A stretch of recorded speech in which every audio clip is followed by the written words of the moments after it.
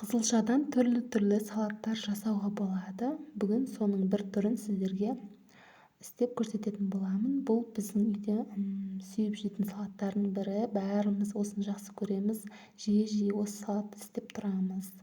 Ал ол үшін бізге керекті заттар 4 штук қызылша және де жаңғақ езіп осылай дайындап аламын. Мейіз қажет. Көлемдері осылай көріп тұрғандай, горохтың орнына сіздер жүгері аласыздар.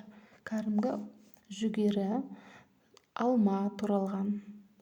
Енді осы қызылшаны теркіден өткізіп, барлығын әрине қызылшамыз пісіп қайнатылған болу керек. Осыған мейізімізді қосамыз, жаңғағымызды қосамыз. Қарап тұрғандай бәрінің көлемі бір.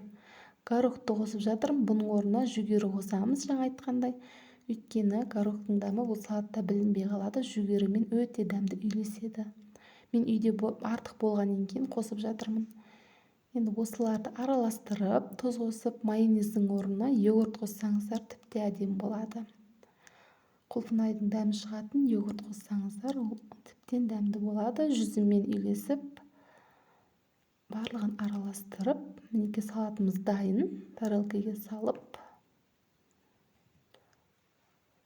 жей берсек болады.